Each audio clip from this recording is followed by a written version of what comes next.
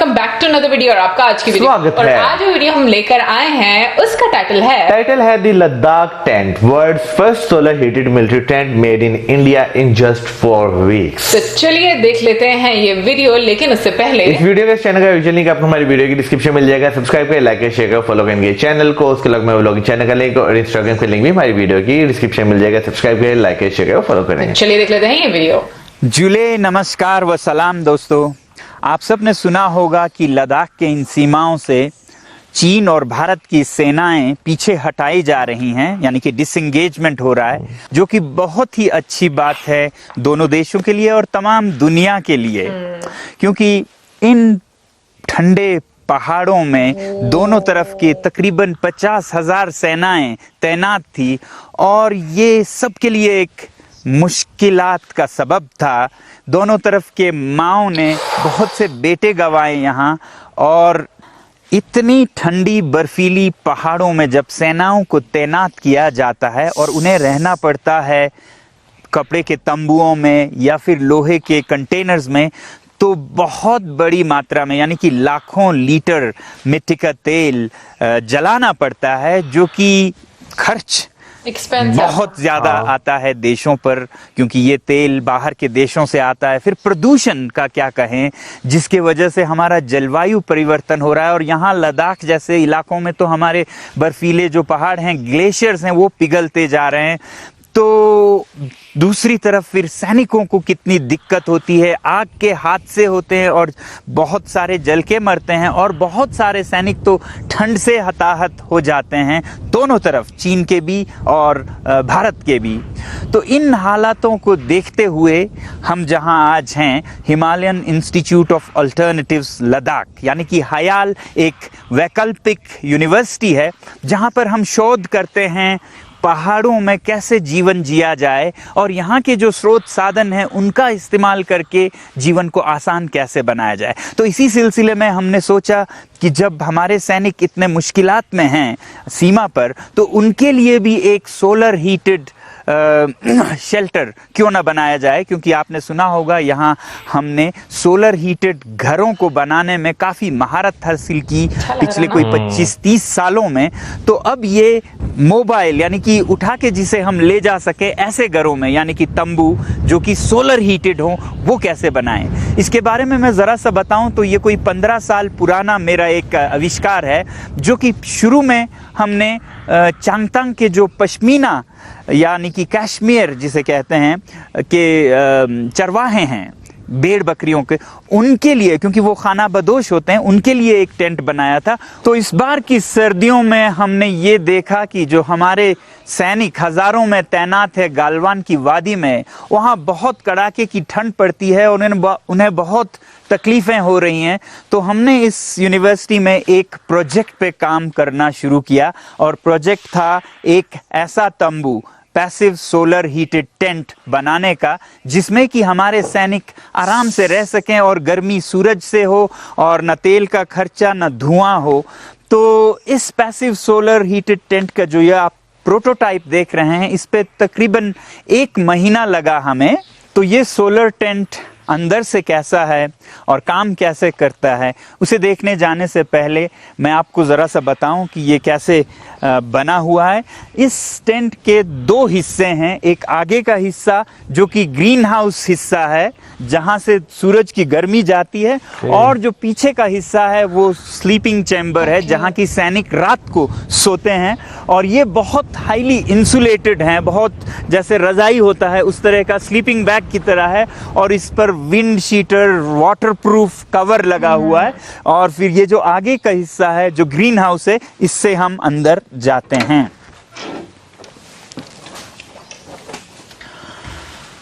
तो ये है पैसिव सोलर हीटेड टेंट।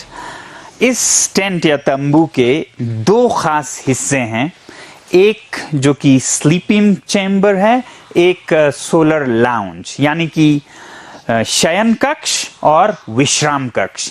यहाँ पर सैनिक दिन में आराम से खुले में बैठ के अपने काम कर सकते हैं, हथियारों का सफाई वगैरह, और दिन में बहुत ये गर्म रहता है मगर रात में नहीं।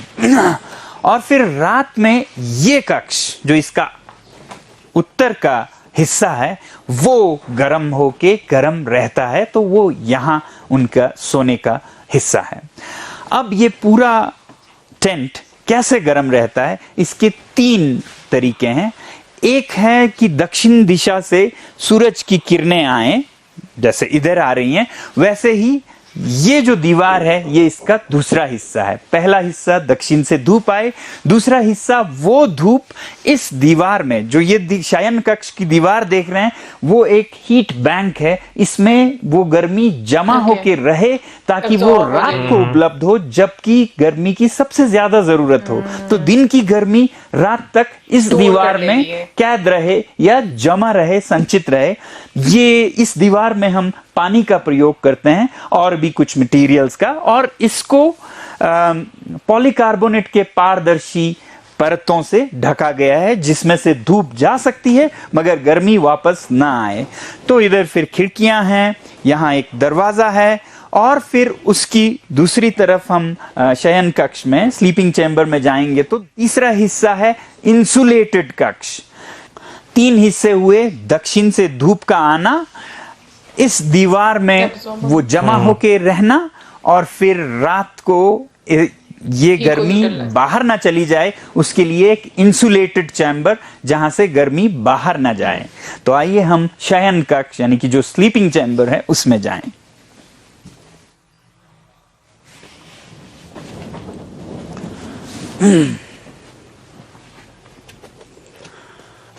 तो ये है पैसिव सोलर टेंट का नॉर्दर्न यानी कि उत्तर का हिस्सा, जहां से धूप नहीं आती है मगर अंदर की गर्मी बाहर जाती है। तो इसमें मोटे परत लगे हैं, जैसे आपके स्लीपिंग बैग्स में होते हैं।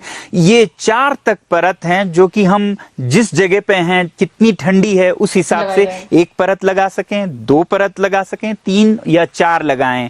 सर्दियों में हो तो 4 लगाने पड़े, गर्मियों में आप इसे उतारते जा सकते हैं। तो ये परतें अंदर की गर्मी को बाहर नहीं जाने देती। दक्षिण से धूप आती है, इस दीवार में जमा होती है, और फिर उस धूप को अंदर की तरफ तो आ सकती है वो गर्मी, मगर बाहर नहीं जा सकती। इस वजह से ये जो शयन कक्ष है, इसका तापमान रात में भी काफी गर्म रहता है। जैसे कल रात को 10 बजे अंदर यहाँ पर 15 डिग्री था, जबकि इन दिनों बाहर की तापमान -14 के करीब चल रहा था। तो इस हिसाब से हमारा अनुमान है कि ये अंदर +10 से 15 के बीच रहे, बहुत गर्म भी ना रहे, क्योंकि सैनिकों को तैयार रहना है बाहर -30 में लड़ने के लिए। तो +10 से 15 तक अगर रहे तो बहुत अच्छी बात है। इस टेंट में दक्षिण की धूप और बीच के ये दीवार में हीट बैंक, और फिर उत्तर के इंसुलेशन के अलावा ये जो आकार है, जो कि गोलाकार है, जिसके वजह से इस तंबू का सरफेस एरिया, क्षेत्रफल कम से कम होता है। ये एक ज्योमेट्री का हिसाब है। इसके वजह से भी गर्मी बाहर को कम जाया होती है, तो इस वजह से अंदर गर्मी बनी रहती है। तो अभी बाहर धूप जा चुकी थी और आपने देखा बहुत ठंडी हवाएं चल रही थी, मगर अंदर बिल्कुल शांत है, और तापमान मैं देख रहा हूँ 19.6 है। ये तो खैर अभी धूप डली है, मगर देखना रात को है कि रात को जब 9-10 बजे हो तो तब अच्छा तापमान हो। इस सोलर टेंट के डिजाइन में हमने ये ध्यान में रखा कि इसे पोर्टेबल रखना चाहिए, ताकि ये कहीं भी ले जाया जा सके, और ऊंचे पहाड़ों में, खासकर जो रेजांगला और ब्लैक टॉप हिल, उनको नज़र में रख के, या फिर सियाचन ग्लेशियर, उनको नज़र में रख के बनाया गया है। और इसको जब हम खोलते हैं तो ये कोई 30 से 40 हिस्सों में बंट जाता है, और हर हिस्से के वजन 30 किलो से ज़्यादा नहीं होनी चाहिए, ताकि उसे उठा के ले जाया भी जा सके। और इसका एक ज़रा महंगा वर्जन होगा, जो कि एल्यूमिनियम का होगा, उसमें तो लगभग 20 किलो से ज़्यादा कोई भी हिस्सा नहीं होगा। इसका डिज़ाइन हमने सेना के साथ निकट समन्वय रखते हुए, उनकी ज़रूरतों को समझते हुए किया है, और सेना ने हमें बहुत सहयोग इसमें दिया है। अब अगर हम इसकी कीमत के बारे में बात करें तो ये टेंट आगे चलकर भी और अभी भी तकरीबन 5 लाख रुपए में बन के आता है। मगर इसके विकल्पों के साथ अगर तुलना करें हम, तो विकल्प हैं लोहे के कंटेनर्स।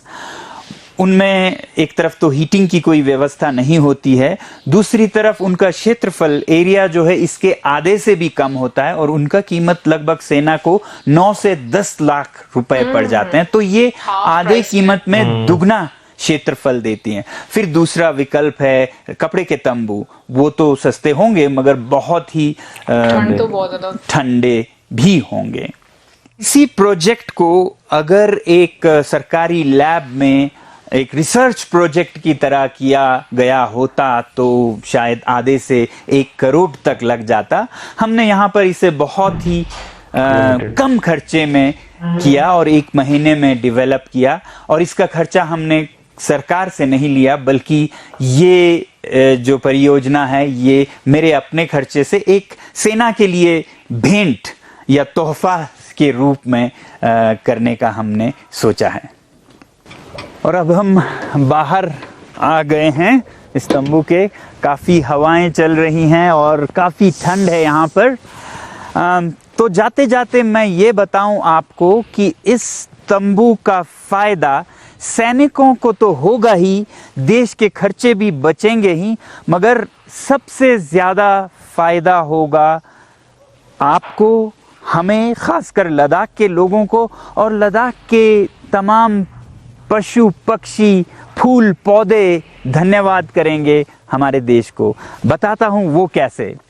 अभी जिस तरह से हमारे सैनिक और फिर चीनी सेनाएं और दुनिया की सारी सेनाएं जिस कदर से तेल जला रहे हैं उससे बहुत भारी प्रदूषण हो रहा है।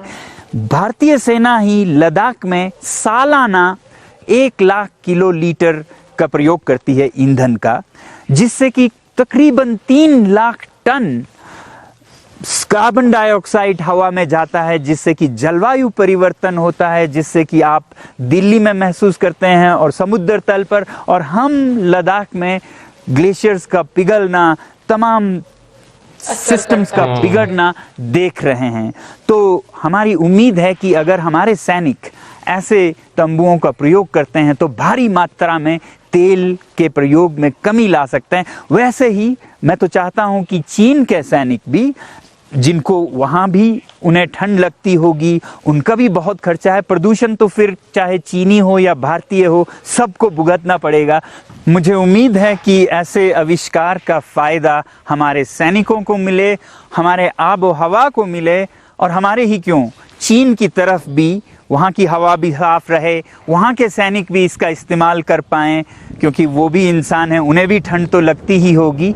मगर शायद फ़र्क इतना हो कि अब की बार सामान भारत से चीन जाए, न कि हर बार की तरह चीनी सामान हम खरीदें, और ये जो व्यापार का फ़र्क है वो भी कम हो और सब पड़ोसी खुशी से रह सकें। आपको कैसे लगे ये विचार ज़रूर लिखिएगा, अपना ख्याल रखिएगा। और हम लद्दाख के इन पहाड़ों से आपको भेजते हैं बहुत सारा प्यार और झूले। नमस्कार, सलाम व धन्यवाद। बात करें अगर आज जैसे वीडियो की, तो नो डाउट जो आविष्कार है ये एक बहुत अच्छी खोज है जो इनकी तरफ से की गई है, और इसका इस्तेमाल बाकी सिर्फ सेना के तरफ से नहीं, बाकी जितने भी लोग हैं वो भी कर सकते हैं। बिल्कुल, मुझे टोटल बहुत एक अच्छा आइडिया लगा कि और सबसे अच्छी चीज मुझे ये लगती है कि हम लोग जितनी भी डिफरेंट वीडियोस देखते हैं, अगर हम क्लाइमेट को लेकर बात करें तो ऑब्वियसली उस पर बहुत ज्यादा असर हो रहा है, और हम काफी सारी वीडियोज में भी ये देखते हैं कि अगर ख्याल नहीं रखा गया तो आने वाले सालों में हमें कितना डिजास्टर देखना पड़ेगा। और अगर पिछले साल की भी बात करें तो हम लोगों ने उसकी एक छोटी सी शक्ल देखी है, लेकिन मैं यहाँ पर ये कहूंगी कि जिस तरीके से लोग अब आगे आ रहे हैं, इनिशिएटिव ले रहे हैं कि किस तरीके से इन चीजों पर कंट्रोल किया जाए, कुछ नया लेकर आया जाए जो कि ना सिर्फ इंसानों के लिए बल्कि नेचर के लिए भी अच्छी हो, तो मुझे ये चीज बहुत पसंद है। बिल्कुल, लेकिन हम यहाँ पे बात करनी चाहिए, पिछले साल तो हमने जो है कोरोना को देखा, लेकिन अगर इस साल की बात की जाए तो इस साल भी जो है क्लाइमेट चेंज की वजह से जो उत्तराखंड में जो ग्लेशियर बर्स्ट हुआ वो भी हमने देखा।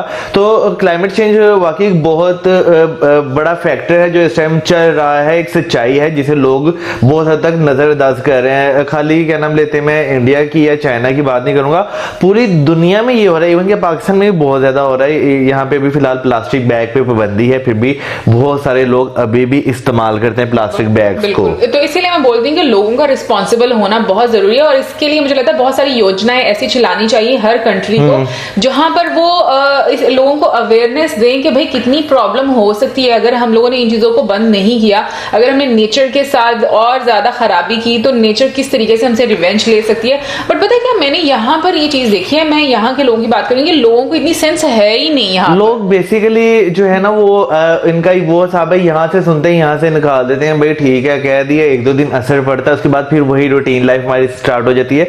उसकी भी रीजन है ना कि यहाँ पे सख्ती तो की जाती है, लेकिन सख्ती जो है ना एक प्रॉपर तरीके से नहीं की जाती। कुछ कुछ इलाके जो अमीरों के इलाके हैं वहां पे सख्ती कर दी जाती है, जो गरीबों के इलाके उन्हें छोड़ दिया जाता है। तो ये चीज बहुत ज्यादा देखने में आती है। मैं ये चीज जैसे अगर मैं बात करूं, आप गुलबर्ग जाते हैं, आप जो है मॉडल टाउन जाते हैं, आपको साफ सुथरे नजर आएंगे, लेकिन जैसे ही आप दूसरे एरियाज में जाते हैं वहां पे आप सफाई वाले जो हैं, हाँ सफाई वाले जो हैं उनका दिल करेगा भाई आगे सफाई करके, नहीं दिल किया तो भाई एक एक दो दो दिन तक कूड़ा पड़ा रहा। वैसे मौसम ये तो अभी की गवर्नमेंट में ऐसा हो रहा है, अगर हम पिछली गवर्नमेंट की बात करें तो पिछली गवर्नमेंट में कभी भी ऐसा नहीं होता था। लेकिन मेरा पॉइंट यहाँ पर सख्ती का नहीं है, मेरा पॉइंट यहाँ पर ये कि अगर आप लोगों में ये अवेयरनेस डाल देंगे तो आपको सख्ती नहीं करनी पड़ेगी, क्योंकि उनमें एक सेंस ऑफ रिस्पॉन्सिबिलिटी आ जाएगी कि हमें ये काम करना है, ये हमारे लिए अच्छा नहीं। लेकिन लोगों की सोच इतनी डिफरेंट है ना, उनको ये नहीं पता कि हम लोग कुछ गलत कर रहे हैं, इस वजह से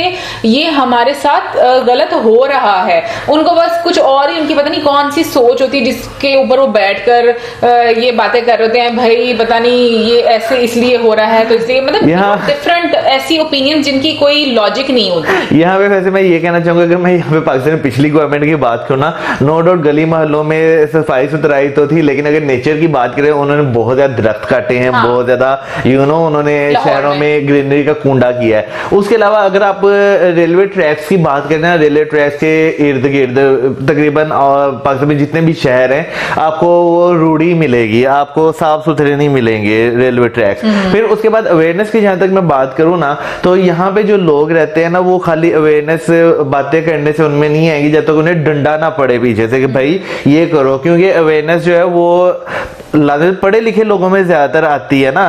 नो डाउट अनपढ़ लोग जो होते हैं, जो इतने ज्यादा एजुकेटेड नहीं होते, उनमें भी आ जाती है, लेकिन क्या है कि उन्हें सिखाना पड़ता है, बताना पड़ता है, फिर वो जब आगे अपनी जनरेशन में वो चीज ट्रांसफर करते हैं तो फिर वो लॉन्ग टर्म चलती है। लेकिन अगर ऑन द अदर हैंड हम यहाँ पर देखें, जब बड़े ही नहीं सीखते तो छोटों ने क्या सीखना है। बिल्कुल। वेल गाइस, यहाँ पर हम बात करेंगे अब वीडियो की, जिस तरीके से उन्होंने सैनिकों को मद्देनजर रखकर ये एक टेंट बनाया है, मुझे बहुत अच्छा लगा कि मतलब उसमें उन्होंने बहुत डिटेल से बताया कि किस तरीके से सूरज की रोशनी आएगी, फिर वो दीवार में किस तरीके से वो स्टोर होगी गर्मी, और रात को उसको यूटिलाइज किया जाएगा। और मुझे वाकई में उनको देखकर ना वो मूवी याद आ गई कि वाकई में ये इस तरह के आविष्कार जैसे मूवी में भी हम लोगों को देखने को मिले, एक सोच उनकी, तो कितने डिफरेंट चीजें लेकर वो आते हैं। और मतलब यही मुझे लगता है कि आप इसी तरीके से कंट्रीब्यूट करते हैं अपनी कंट्री की बेटरमेंट के लिए। और मैं यहाँ पे बात करना चाहूंगा कि जिस तरह उन्होंने बताया कि जो कंटेनर्स हैं या दूसरे जो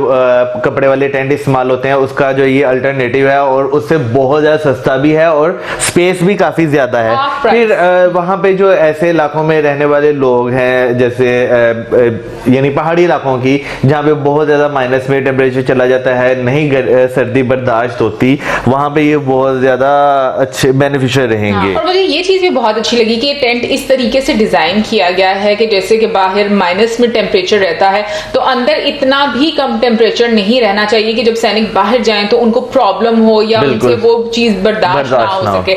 तो काफी सारी चीजों को मद्देनजर रखा गया है, और स्पेशली अगर बजट की बात की जाए तो वो भी बहुत अच्छा है। फिर इसके अलावा आपका लोकल रोजगार जो है वो बढ़ेगा, लोकल लोगों को काफी ज्यादा मैं कहूँगी इसमें सहूलत होगी, और सबसे इम्पोर्टेंट कि आपके सैनिक लोगों को भी काफी ज्यादा सहूलत हो जाएगी और क्लाइमेट बहुत अच्छा रहेगा। और अभी तो खैर ये जो फिलहाल एक पीस बनाया गया तो इस वजह से इतनी ज्यादा लागत आई है, 5-6 लाख रुपए इस पे लगे हैं, लेकिन जब ये बल्क में बनाए जाएंगे तो फिर जो है मजीद सस्ते पड़ेंगे। बिल्कुल, और मुझे तो बहुत अच्छा आइडिया लगा, और लास्ट में जो उन्होंने मैसेज दिया मुझे वो भी बहुत अच्छा लगा कि उन्होंने सिर्फ एक तरफ नहीं, उन्होंने बाकी लोगों को अभी सोचा, उन्होंने चाइना के बारे में बात की, क्योंकि वाकई में अगर देखा जाए है तो सब इंसान और सबको ये चीजें फील होती हैं। और एक चीज जो बहुत इंपॉर्टेंट थी वो ये कि जो बैलेंस है, ट्रेडिंग बैलेंस है, उसके बारे में बात की कि सिर्फ ये नहीं कि हम वहां से मंगवाएं, हमारे यहाँ से भी वहां पर चीजें जानी चाहिए। तो ये कुछ ऐसे पॉइंट्स हैं जो वाकई में मुझे लगता है कि जिस पर फोकस